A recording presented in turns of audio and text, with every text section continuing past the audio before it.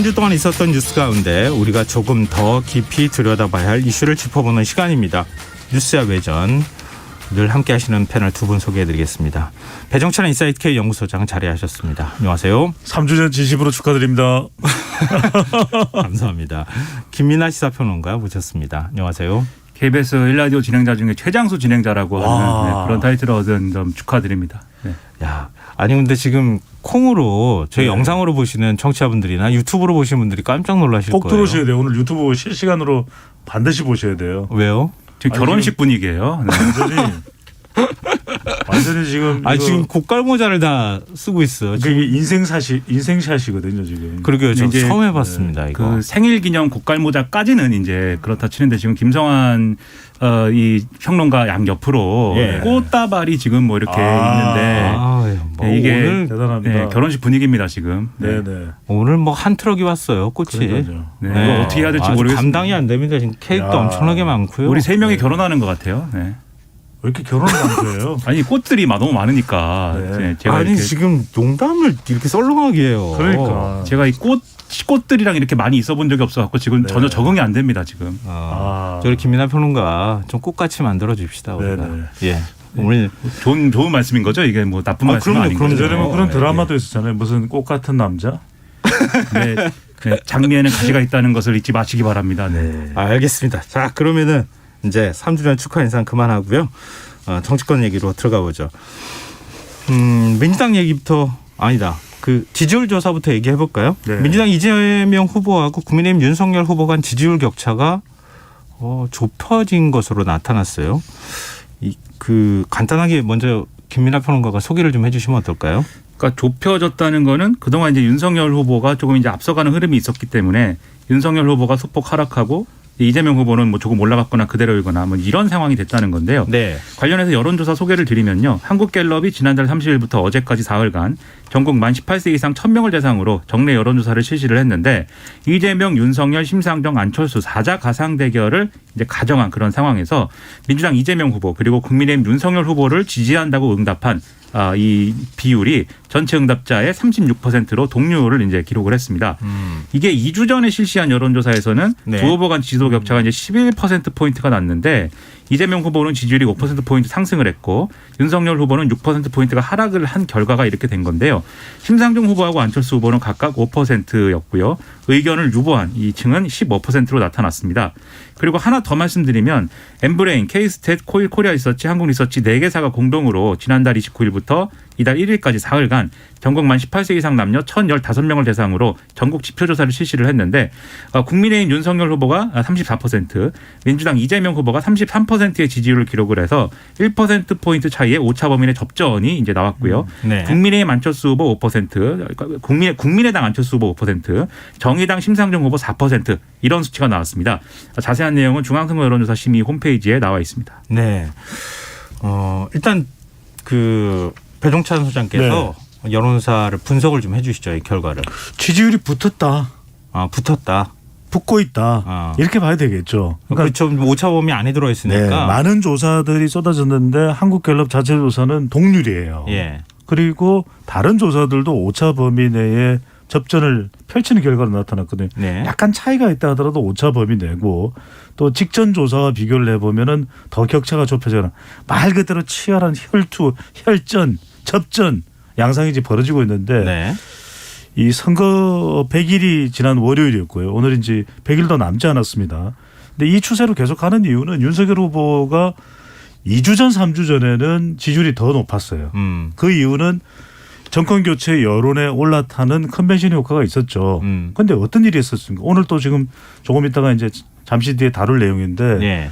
김종인 전 비대위원장 영입 불발이 있었었죠. 네. 그리고 이준석 당대표와는 투스톤즈 갈등, 쿵쿵쿵쿵 충돌을 했거든요. 네. 이러다 보니까 중도층 김종인 전 비대위원장 관련, 그럼 MZ세대 이준석 당대표 관련 이게 이탈이 된 거죠.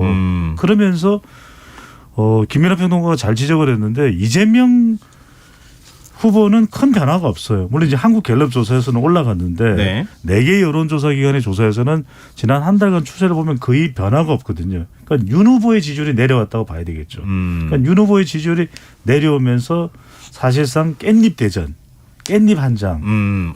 그 지난번에 그런 비유 그렇죠. 사용하셨죠. 깻잎. 깻잎 10장에서 깻잎 한 장으로 줄어드는. 이게 지금 난리죠. 예, 이거 유행어 됐어요. 네네네. 아 그렇습니까? 깻잎을 하여튼 깻잎 한 장 차이가 됐다. 후보가 네. 오늘 저녁 먹을 지지율 때도 차이가. 깻잎을 먹었네요. 네. 자, 그러면은 김민하 평론가의 분석을 듣고 싶은데요. 지금 이재명 후보를 지지하는 이유로 추진력과 실행력 22%, 직무 행정 능력 15%, 갤럽 여론조사에서 이렇게 이제 응답자들이 꼽았다고 하거든요.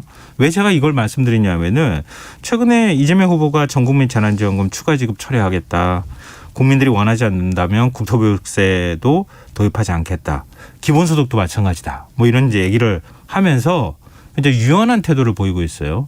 민주당 쪽에서는 이건 실용주의다. 이렇게 설명하고 있는데 이런 이재명 후보의 전략이 좀 먹혔다고 보십니까? 저는 이제 그런 효과가 분명히 있었다고 생각을 합니다. 왜냐하면 그 이전에 이제 이재명 후보의 지지율이 이제 큰 변동이 없다 이렇게 말씀하셨는데 사실 그 이전에 하락세가 좀 있었던 것이고 네. 그게 또 복구가 되는 흐름이 그 이전에 이제 있었거든요. 음. 그게 이재명 후보가 이렇게 좀 변화된 태도를 보여주고 선대위를 좀 이렇게 내용을 바꾸고 이런 혁신하는 모습 이런 것들을 스스로 보여주겠다고 얘기를 하면서 그러면서 떠났던 지지층들 좀 이게 떠났다기보다도 이 지지 의견을 이렇게 적극적으로 표명하기가 망설여졌던 지지층들이 다시 이제 좀 돌아왔다라고 볼 수가 있을 텐데 네. 그게 지금 말씀하신 대로 이제 왜 지지하냐를 물어봤더니 추진력, 실행력, 직무, 행정 능력 이런 걸 얘기했다는 거는 무슨 얘기냐면 이런 걸 할 수 있는 뭐 능력이 이제 대단하다 뭐 이런 것도 있겠지만 결국은 네.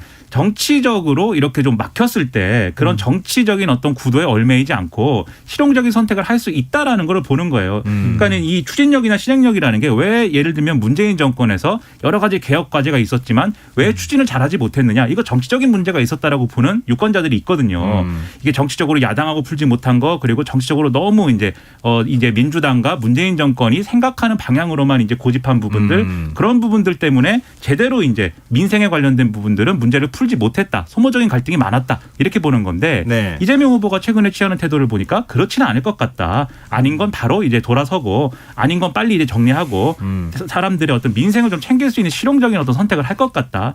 이런 이제 분위기가 있기 때문에 이런 이제 답변이 나왔다고 보는데요. 네. 다만 저는 이재명 후보가 또 여기에 만족하고 안주해서는 안 된다고 생각합니다. 이제는 이 그동안의 민주당 정권, 문재인 정권이 잘못한 것, 잘하지 못한 것에 대해서 나는 잘할 수 있다는 걸 보여줬다면 이제는 이제 구체적으로 무엇을 그럼 어떻게 해나갈 것인지 명확한 이제 로드맵이나 이런 것들을 보여줄 필요가 있어요. 왜냐하면 네. 지금 이제 안 하겠다라고 하는 거는 이제 많이 생겼는데 전국민 네. 재난지원금도 네. 안 하고 국토보유세도 안 하고 뭐 기본소득도 안 할 수도 있고 국민이 동의하지 않으면 안 할 수 있다는 거는 많이 늘어났는데 그럼 이제 뭘 하는 거냐는 여전히 그러면 다시 빈 공간이 되는 거거든요. 네. 그래서 국민의 동의가 없으면 안 하지만 그럼에도 불구하고 국민을 한번 설득을 해보겠다. 이러저러한 이 정책들에 대해서 나는 이 정책이 지금 필요하다고 보는데 국민들을 설득하는 기회와 수단으로서 이번 선거를 좀 활용해 보겠다 이런 것들을 명확히 주는 행보가 이제는 이제 필요하다고 봅니다. 근데 지금 김민하 평론가 말씀하셨던 것처럼 이재명 후보가 좀 독선적이다. 네. 그러니까 비호감도가 높은 이유 중에 하나겠죠. 또 혹자는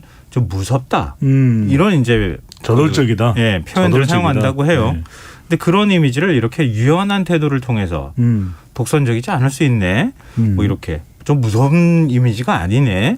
이렇게 좀 이미지를 좀 개선하는 작업을 하고 있는 거 아닌가. 그렇게 생각하지만 또 반대로 생각하면 아니, 대선 후보가 이런 거 다 검토하지도 않고 국민이 무조건 반대하면 그냥 안 하겠다고 얘기하면 내놓지 말아야 되는 거 아니냐. 이런 비판적인 여론도 있거든요. 근데 이럴 수밖에 없을 것 같아요. 이번 대선은 자기 지지층과의 싸움이 아니라 이른바 중간지대에 서 있는 MZ세대 여성 중도층이 중요한 것이거든요. 그러니까 민주당 지지층이 좀 불만일 수도 있을 겁니다. 아니 이재명 후보가 그래도 기본소득 이야기하고 전국민 방역지원금 이야기하고 국토보유세 난 그거 맞다고 보는데 왜 그럴까? 최근에 이제 조국 전 장관과 관련된 시각도 좀 다른 입장을 이야기하고 있잖아요. 예. 그런 이유는 다른 이유가 없어요. 민주당 지지층들이 투표소에 안 갈 리도 만무하고 간다면 이재명 후보를 지지할 때고 누가 중요하냐. MZ세대 여성 중도층이거든요. 네. 이들은 고집 피우는 후보 싫어해요. 그러니까 이들은 실용적인 거 좋아해요. 네. 그러니까 국토보유세 시군동 하거든요. M여 중에서. 또 전국민 방역지원금 시군동해요. 네. 기본소득도 시군동 하거든요. 그러니까 정 원하지 않는다면 이들이 원하지 않는다면 사실은 이들이 원하지 않는다면 바꿀 수 있다 이 이야기를 한 것이고 근데 이제 중요한 것은 자꾸 안 하겠다 바꾸겠다 이건 사실은 제한적인 전략이거든요. 중요한 네. 것은 그럼 무엇을 내놓을 것이냐, 어떤 걸로 마음을 사로잡을 것이냐. 그래서 김민하 평론가 이야기한 대로 그냥 바꾸겠다, 안 하겠다 이게 아니라 그럼 뭘로 대체할 거냐. 이게 이제는 나와야 되는 것이죠. 그렇군요.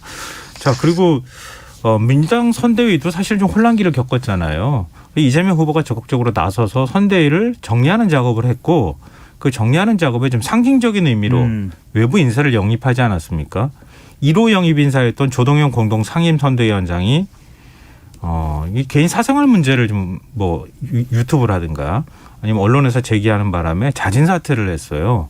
근데 이재명 후보는 모든 책임은 후보인 자신이 지겠다 이런 입장을 밝혔는데 뭐 청년정의당 강민진 대표의 경우에는 혼외자가 있는 사람은 정치를 하면 안 되느냐 이런 문제 제기를 또 하고 있기도 하고요. 네. 이번 일 어떻게 바라보고 계시는지 두 분 얘기를 좀 듣고 싶어요. 김민하 평론가부터 얘기하실래요? 이 문제의 성격이 이제 뭐 이 조동현 교수와 관련돼서는 여러 가지 지금 평가할 지점들이 있지만 지금 논란이 되고 있는 혼외자 문제는 문제의 성격이 결국은 당사자 간의 문제 아니겠습니까? 이 10년 전에 이혼했을 때 일이었을 테니까요. 그렇죠. 결국은 이게 당사자들끼리 어떻게 해결했느냐 이게 관건인 것인데 만약에 이게 아직도 분쟁이 이어지고 있고 두 사람 간의 어떤 불편한 관계들 속에서 뭔가 이제 매끄럽게 매듭지어지지 않았다고 하면 그러면 이제 그 부분에 대해서 국민들이 어떤 생각인가 이것을 이제 확인하고 그런 절차들이 필요할 수도 있어 보이지만 네. 그렇지가 않습니다. 어쨌든 이건 정리가 된 거잖아요. 네. 10년 전에. 네. 그리고 뭐 이 조동현 교수가 법적 책임을 져야 될 부분에 대해서 진 거고 이게 뭐 어떤 현행 법을 뭐 심대하게 위반해 가지고 뭐 어떤 이 형법상의 어떤 책임을 져야 되는 그런 범죄가 아닌 이상 네. 이런 것들이 당사자가 해결한 문제인데 이거를 정치의 영역에서 이런 어떤 직책을 맡았다고 해서 이것을 검증의 대상이다라고 지금 얘기하고 그것을 어떤 종류의 비도덕적인 비윤리적인 어떤 일이다라고 규정하는 게 과연 이게 저는 우리 사회가 정치를 제대로 할 수 있게 만드는 그런 환경을 만들어주는데 무슨 도움이 되는지 저는 이해할 수가 없었습니다. 사실 이 문제에 대해서. 그렇기 때문에 이게 그런 정체를 알 수 없는 그런 유튜브를 통해서 문제 제기가 왔을 때 저는 이것에 대해서 명확하게 사실관계를 밝히고 그리고 그 사실관계에 대해서 그럼에도 불구하고 우리가 이 조동현 교수를 이렇게 좀 선대위원장으로 모시려고 하는 이유가 무엇인지 그런 것들을 설명해 주는 게 민주당의 역할이었다고 생각을 했거든요. 네. 그런데 그러한 일들이 이어지기보다는 오히려 이 논란이 벌어진 그 바로 다음 날 아침에 예를 들면 백혜련 의원 이제 이런 인물들이 야라디오 네. 인터뷰에서 국민들의 어떤 그런 반응이나 이런 것들을 고려해가지고 조치를 할 수도 있다 이렇게 얘기를 했어요. 그만두게 할 수 있다는 걸 암시하는 발언을 한 거죠, 사실상. 그렇죠. 누가 들어도 이거 여론 안 좋으면 접을 수 있는 카드다라고 얘기를 한 것이고 네. 바로 그날 이재명 후보가 정치는 국민에 대해서 책임을 지는 것이기 때문에 국민의 여론을 우선해서 판단할 수밖에 없기 때문에 좀 지켜보겠다라고 얘기를 했습니다. 그런 취지로. 그렇다는 것은 누가 들어도 이 조동현 교수 입장에서 들어도 당에서 보호할 수 있는 그러한 뭐 수단이 없다라는 얘기를 들릴 수밖에 없어요. 그래서 그날 네. 저녁에 조동현 교수가 페이스북에다 올린 거거든요. 더 이상 직을 맡을 수가 없다. 그런데 저는 당연히 국민들의 여론을 존중해야 되고 국민에 대해서 책임을 지는 게 정치지만 또 이 국민들이 제대로 된 판단을 할 수 있도록 정말 올바른 판단을 할 수 있도록 충분한 정보를 제공하고 충분한 어떤 논리를 제공하고 또 설득을 하려고 노력하는 것도 정치의 역할이라고 생각을 합니다. 네. 근데 그런 부분에 있어서 민주당이 과연 노력을 했느냐 저는 상당히 의문이고 이걸 통해서 결국은 이 조동현 교수 본인과 저는 너무나 이제 좀 마음이 아픈 게 조동현 교수의 이제 혼외자로 지목된 그 아이는 이 네. 뉴스를 안 보겠습니까? 아무리 어린 아이라 할지라도 볼 것입니다. 그리고 나중에라도 알 거예요, 이 얘기를. 유튜브에서 뭐 아이의 이름과 사진까지 지금 공개했다고 하잖아요. 그렇죠. 그 아이가 나중에 그러면 오로지 자기의 존재 때문에 자기 엄마가 하고 싶었던 일 그리고 세상에 뭔가 이렇게 좀 역할을 하고 싶었던 거에 대해서 그것이 이런 식으로 좌절되고 정말 세상에 무슨 뭐 있어서는 안 될 일이 벌어진 것처럼 이렇게 회자된 거에 대해서 어떤 생각을 하고 그게 성장 과정에 어떤 영향을 미치겠습니다. 저는 그래서 그게 가슴이 아팠고 정치가 너무 이제 좀 무책임했다 이런 방식은 저는 그런 세 생각을 많이 가지를 다 했습니다. 말씀해 주셨는데요. 논점을 정리하면 사생활을 공개하는 게 과연 적절했는가? 이게 공인인데 그러면은 사생활을 어디까지 우리가 공개하고 공개하지 말아야 될 것인가? 이게 하나의 논점일 것 같고요. 영입을 민주당에서 했다고 하면 이 사생활에 대한 공격이 부당하면 공동선대위원장이 이렇게 부당한 공격을 받으면 민주당이 적극적으로 보호했어야 하는데 보호하지 못하고 결국은 떠나도록 만들었다. 더 나아가서는 인재검증을 그러니까 검증을 제대로 하지 못했다. 이런 비판이 있을 것 같고 세 번째로는 판결문까지 지금 정론지를 자칭하는 보수신문에서 공개를 해버렸어요. 네. 이게 사실 명백하게 불법이라고 하거든요. 지금 가사 사건의 경우에는 판결문 내용이나 개인적인 내용을 담은 것을 공개해서는 안 된다. 이게 법에 명문화되어 있다고 해요. 이 세 번째로 언론의 보도 태도. 지금 사실 유튜브는 강은석 변호사 하면 다 아는 사실이니까 제가 얘기할 수밖에 없는데 그럴 만한 자격이 과연 있는 사람인가 이런 얘기까지 나오고 있는 상황이고 유튜브에서 나온 내용을 언론이 이렇게 무차별적으로 같이 받아서 얘기해야 하는 게 이게 과연 적절한가? 야당이 그걸 공격하는 게 적절한가? 크게 세 가지 논점인 것 같아요. 변희찬 소장님은 어떻게 보세요?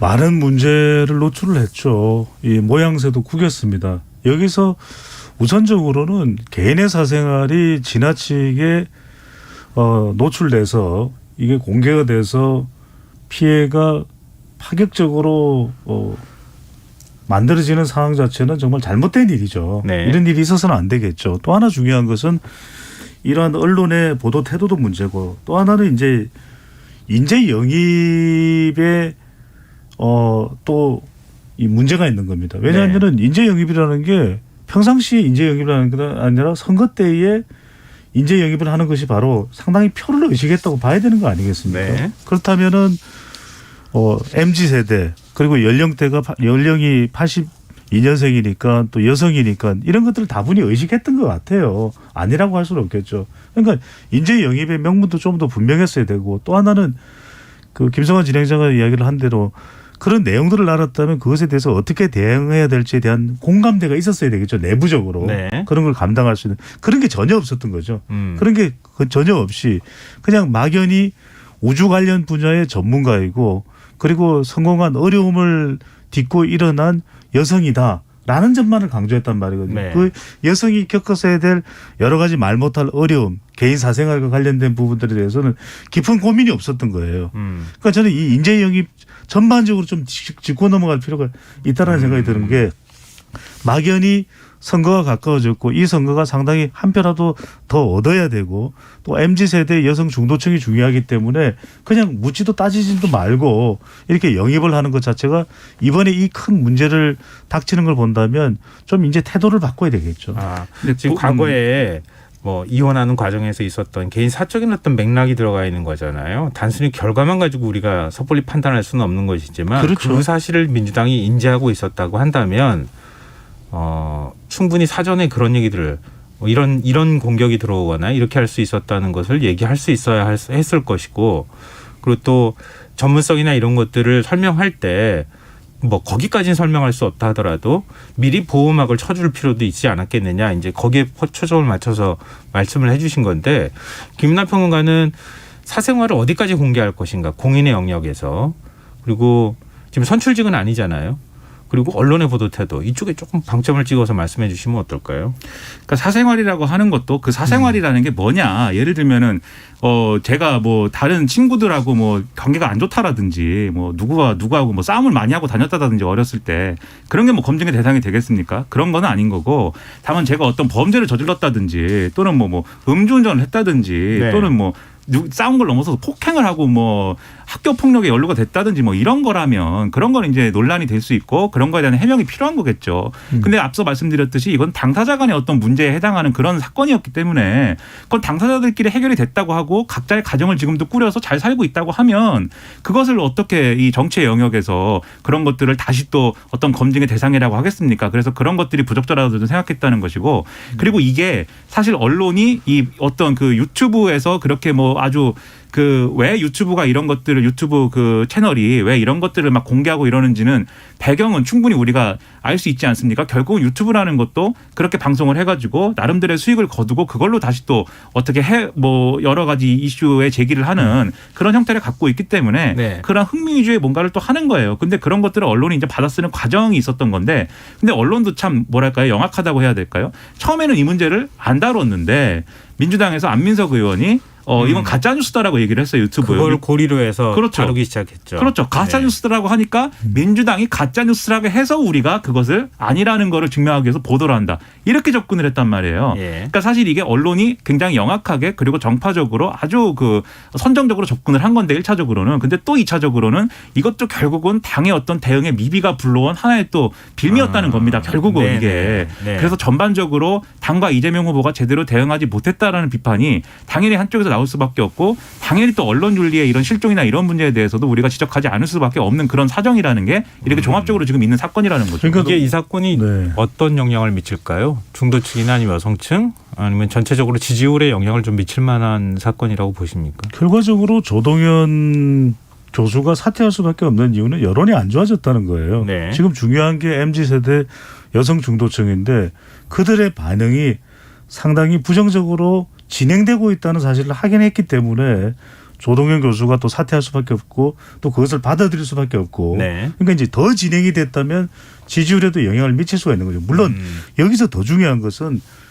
이번 대선에서 가장 중요한 주역은 이재명 후보고 또 윤석열 후보예요. 그러니까 인재 영입에 대해서 저는 다시 생각을 해볼 필요가 있다. 왜냐하면은 후보의 득표와 후보의 경쟁력에 더 보탬이 되기 위한 것이 이제 이념도 있을 수가 있고요. 진보냐 보수냐 또는 사람도 있을 수가 있는데 사람은 그다지 이렇게 모양새도 구기고 그리고 김영희 PD가 온들 네. 이수정 교수가 온들 윤석열 후보나 이재명 후보의 지지율이 팍팍팍 달라지나요? 그게 아니에요.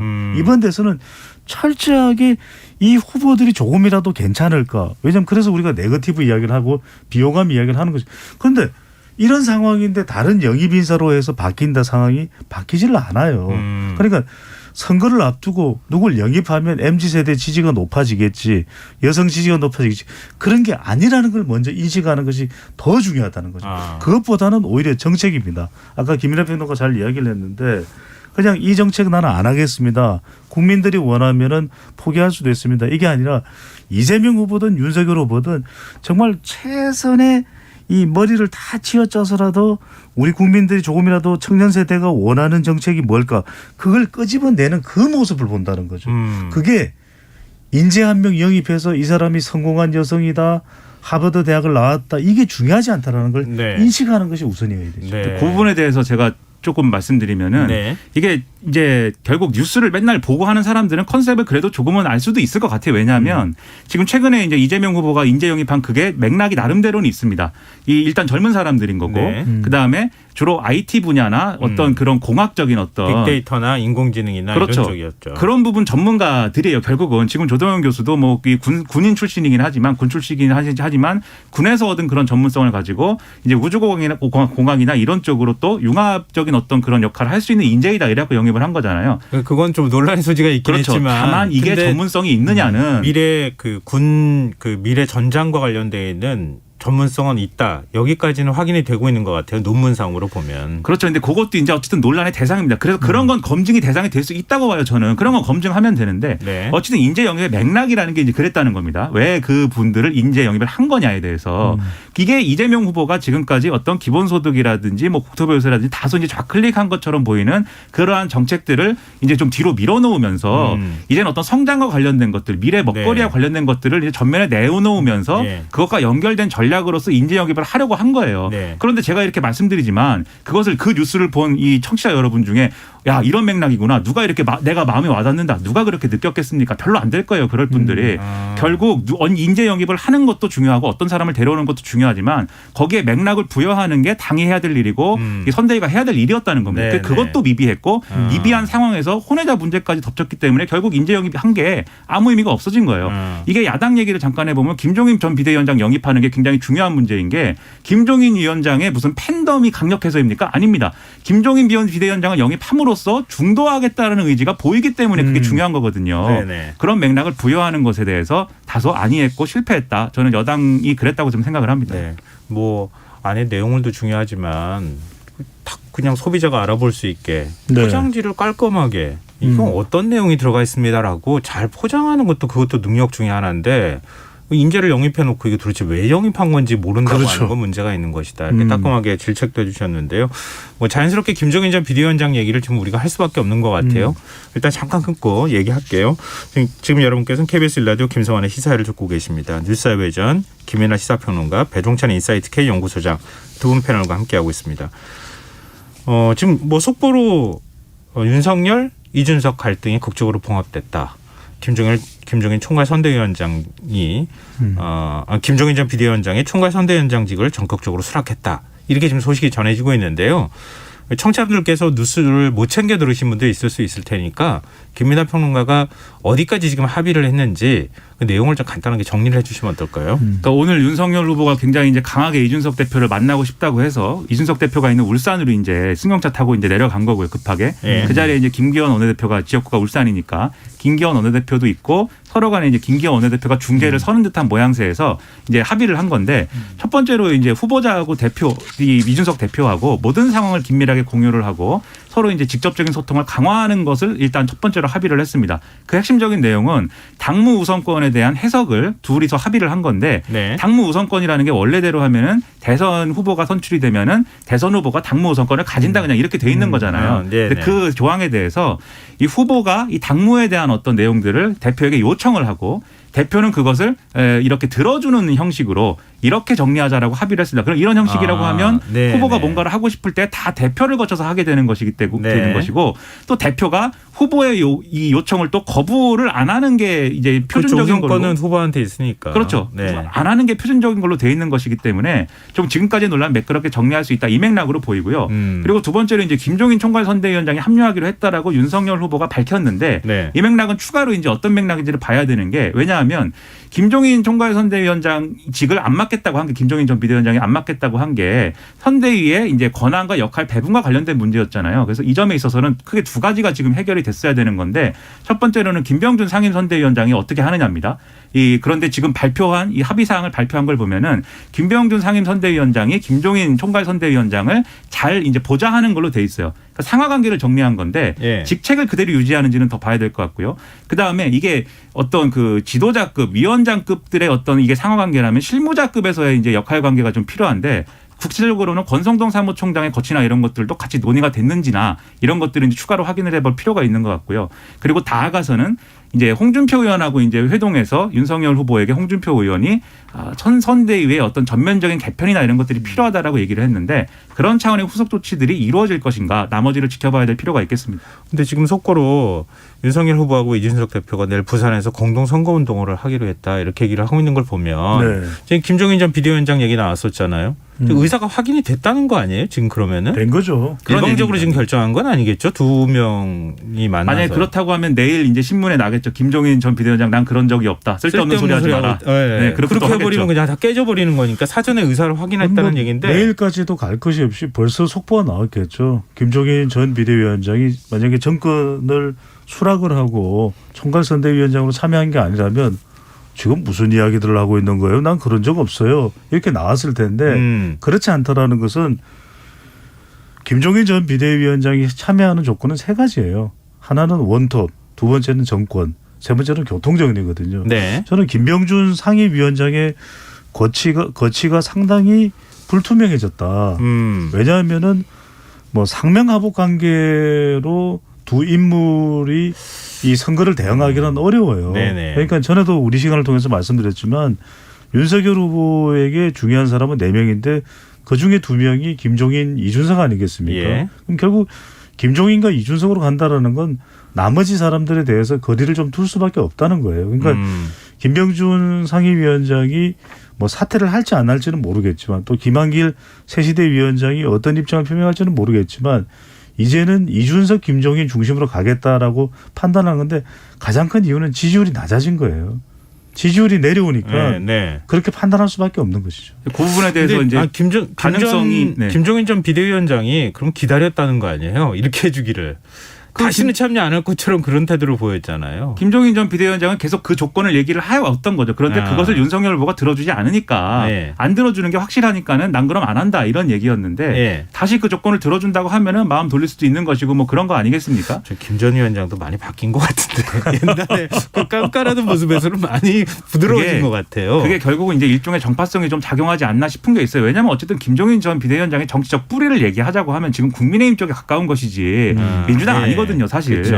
예. 물론 과정에서 뭐 과거에 민주당 국회의원도 하긴 했지만 그런 측면들이 있기 때문에 좀 이제 아무래도 좀 더 이제 온정적이고 그다음에 특히 이제 정권 교체를 하겠다라고 계속 얘기를 해왔기 때문에 그런 네. 측면들이 작용하고 있다고 보이는데 지금 말씀하신 것 중에 김병준 위원장의 거취와 관련돼서는 그동안의 논의 과정에서 사실 플랜 B처럼 거론된 바가 있었습니다. 이제 와서 김병준 위원장을 뭐 이렇게 참여하지 마시라 이럴 수는 없는 거니까 그렇죠. 보직을 네네. 바꿔줄 수는 있는 것이죠.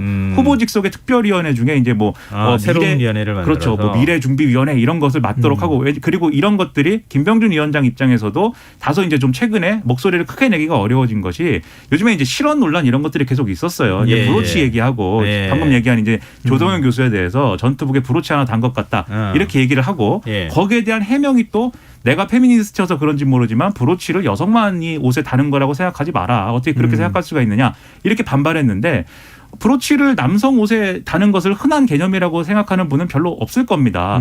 김성환의 두 개의 큰 브로치, 배종찬, 김민아 이렇게 얘기하면은 어색하지 않습니까? 그러니까 그런 것들을 볼 때 상임선대위원장으로서 선거 전체를 이제 이끄는 거에 대해서 조금 한계가 노출된 거 아니냐라는 시각도 당내에서는 있을 수 있기 때문에 그러한 어떤 보직 변경이나 이런 것도 할 수 있지 않겠느냐. 저는 뭐 그런 것까지도 한번 고려해가지고 이후 상황을 봐야 될 것 같습니다. 지금 뭐 이게 지금 합의가 이루어졌다고 해가지고 모든 게 끝나는 것은 아니다. 그럼요. 이렇게 네. 말씀하셨는데 그러면은 일단 김종인 전 비대위원장이 오고 김병준 그 상임선대위원장 문제만 좀 정리가 되면 네. 그동안에 서로 간에 일종의 이제 권력 싸움을 했다거나 이런 평가들이 있었잖아요. 언론에서. 네. 잡음이나 이런 것들이 없이 잘 굴러갈 수 있을까요? 아, 선대위가. 또 있죠. 그러니까 이번 대선은 계속 끊임없는 불협화음이 있는 선거입니다. 그러니까 김종인 전 비대위원장이 왔다. 총괄 상임 선대위원장이 됐다. 이준석 당대표가 돌았다. 그럼 남는 사람이 누굽니까? 홍준표 의원도 남아있죠. 안철수 국민의당 후보도 있죠. 예. 여전히 또 당내에서는 볼멘 소리도 나올 테고 지지율이 계속 좋으면 모르겠지만 또 지지율이라는 게 또 변하거든요. 김종인 전 비대위원장도 왔고 이준석 당대표도 돕겠다고 했는데 이제는 원팀이 됐다는데 지지율이 또 떨어져요. 그때는 어떡할 겁니까? 그런 상황들도 연출될 수 있기 때문에 끝날 때까지는 끝난 것이 아니다. 3월 9일까지 계속되는 거죠. 저도 김 이제- 대표는가 혹시 네. 그 저 핵심 실세라고 측근이라고 불리는 인사들이 있었잖아요. 그렇습니다. 예를 들면 윤핵관.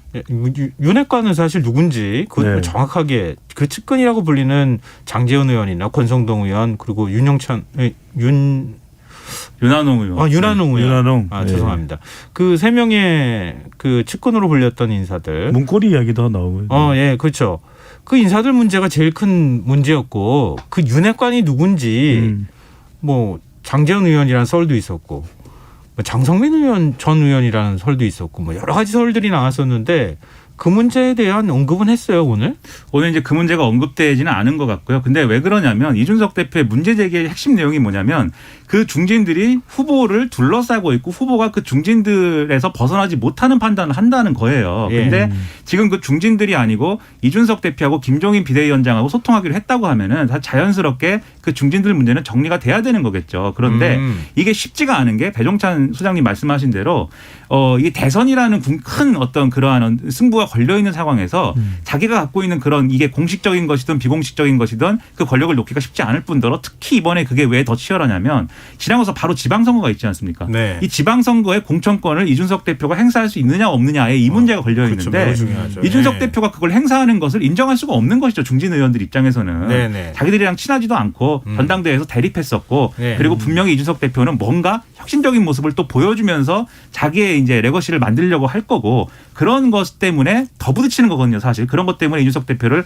더 견제하는 건데 네. 그렇기 때문에 이것 때문에라도 아마 계속해서 파열음은 날 것입니다. 다만 일단은 오늘 정리가 1차적으로는 된 것으로 이제 많이 비춰지기 때문에 이런 것들이 일부 지지율에 영향을 주고 윤석열 후보가 다시 반등할 수 있는 어떤 기회가 될 수 있는 그런 어떤 요인 그런 것들은 있다 이렇게 볼 수가 있겠죠. 지지율이 좀 빠지는 현상이 나올 텐데 네. 이번 사태 봉합하고 김종인 전 비대위원장이 결합한다면 일단 그 여기서 멈추고 하락세를 멈추고 반등의 모멘텀이 다시 되겠죠. 반등할 가능성이 네. 있다 이렇게 네. 보신다는 거죠. 그렇죠. 그동안 이게 가장 큰 문제였으니까 네. 지지율이 빠져나간 것이 김종인, 이준석 이슈였으니까 일단 봉합이 되면 뭐 큰 폭으로 올라가지는 않더라도 반등할 수 있는 이제 계기, 모멘텀이 만들어지겠죠. 지금 뭐 그 핵심 측근이라고 불리는 인사들 문제를 김 전 위원장이 과연 통제할 수 있을 것이냐. 그럼 결국은 이제 몇몇 사람들에 의해서 후보가 움직이는 상황을 못 움직이게 할 가능성이 굉장히 높은데 그 사이에 갈등이 일어날 가능성 그것도 여전히 잠복해 있다. 이렇게 또 봐야 되겠군요. 그리고 윤석열 후보의 스타일이 이렇게 김종인 비대위원장이 하라는 대로 감독이 하라는 대로 움직이는 배우의 스타일이 아니고 검찰총장의 스타일이지 않습니까? 그동안에는 사실은 좀 그런 모습들이 좀 있었어요. 그렇죠. 근데 이것이 개인의 캐릭터가 네. 연관된 거여서 한 번에 이렇게 휙 바꾸기는 또 어려운 부분이 있는지라 뭔가 충돌은 계속 일어나기는 할 것으로 저는 생각을 하고 있습니다. 그렇군요. 다만 이번 싸움에서 최대 네. 승자는 결국 이준석 대표가 됐는데 결국 그래서 싸움이라는 거는 명분이 중요한 것 같아요. 결국 이준석 대표가 자기 정치한다는 어떤 그런 이제 비난도 받고 저렇게까지 할 이유가 있느냐 선거에 도움이 하나도 안 된다 이런 여러 가지 비난을 받았지만 이렇게 버틸 수 있었던 거는 이준석 대표가 주장하는 게 명분이 있었기 때문이거든요. 그렇죠. 이대로 그리고 손해도 또 후보가 손해를 볼 수밖에 없는 상황이에요. 그렇죠. 결국 윤석열 후보의 선거인데 네. 윤석열 후보 선거를 망치자는 게 아니고 잘해보기 위해서는 전략의 전환과 선대의 개편이 필요하다라고 주장을 한 셈이니 그것에 명분이 있었기 때문에 결국 이제 지금 이 상황을 이준석 대표의 움직임으로 이끌어낸 거여서 그래도 아마 참 이준석 대표 좀 새롭게 다시 봤다고 하시는 분들이 있을 것 같아요. 그렇죠. 부산 가서 장제원 의원 최고 예. 경쟁자라고 할 수 있는 장제원 재평가가 의원 이루어질 수 만났고. 있죠. 그만큼 뭐 당대표로서 또 정치인으로서의 또 결기를 보여줬다. 이렇게 좀 좋게 평가할 수도 있는데 한편으로는 이게 또 이준석 당대표에겐 부담도 돼요. 왜? 강한 카드를 썼잖아요. 네네. 그렇죠. 두 번 쓸 수는 없는 카드거든요. 그러면 이제 그러네요. 대선 때까지는 계속 협력적으로 나가야 되거든요. 이제 문제가 생길 때 그걸 이렇게 큰 잡음 생기지 않게 이준석 당대표가 어떻게 해결할 수 있을까. 이 대표에게도 부담은 부담이에요. 네. 이런 알겠습니다. 상황을 가지고 민주당이 긴장해야 된다는 뜻입니다. 네, 이재명 후보가 그러네요. 다시 한번 네. 긴장을 해야 됩니다. 이제. 알겠습니다. 자, 오늘 시사 3주년을 맞아서 청취자분들하고 의견 나누고 있는 중인데 청취자분들 뭐 축하 메시지 정말 많이 보내주고 계세요. 휴대전화 뒷자리 4959 쓰시는 청취자분께서 건조한 객관성이 아닌 사회 약자의 목소리를 대변하는 김성환 평론가님의 목소리 잘 듣고 있습니다. 또 금요일마다 정치 분석을 해주시는 배종찬 김민아 평론가님의 분석도 잘 듣고 있습니다. 늦게나마 방송 3주년 축하드립니다. 메시지 보내주셨고요. 5760님. 축하요. 시사회 덕분에 장교로 군대 간 아들에게 뉴스를 멋지게 전달해서 인기 좀 얻었습니다. 앞으로 30년, 300년 이어지기를 네 알겠습니다. 감사합니다. 벅차오릅니다. 아니, 별에서 온 그대가 돼야죠. 도민준 돼야죠. 제2의 도민준. 근데 구체적으로 누군가에게 이렇게 기쁨을 주고 도움이 됐다는 게 너무나 보람이 있는 것 같습니다. 네. 그리고 3601님. 김성환에 있어야 3주년 정말 축하드립니다. 부드러운 김성환 진행자의 목소리가 야간 근무가 늘 즐겁게 느껴지게 합니다. 오늘 아들 생일이라 더 기쁘고 축하드려요. 이렇게 저희한테 축하해 주셨는데 오히려 제가 아드님 생일을 축하드려야 될 것 같습니다. 축하드립니다. 박수 한번 쳐주세요. 네, 축하드립니다. 이런 모자도 쓰고 있습니다. 저희가. 그러게 우리가 지금 꽃갈모자 쓰고 아니, 있으니까 시사회가 정말 축하드립니다. 힘든 국민들에게 온 국민들에게 희망과 빛이 되고 있어요. 감사합니다. 앞으로 좀 그렇게 될 수 있도록 더 많은 빛을 좀 더 내주시기 저는 바랍니다. 시사회는 드라마가 될 거라고 봅니다. 넷플릭스에서 드라마 할 겁니다. 아이 그만 좀 해요. 자, 오늘 뉴스야 외전 여기까지 하겠습니다. 그리고 청취자분들 계속 시사와 얽힌 이야기들 많이 보내주십시오. 지금까지 김민아 시사평론가 배종찬 인사이트 K 연구소장 두 분과 함께했습니다. 고맙습니다. 고맙습니다. 감사합니다.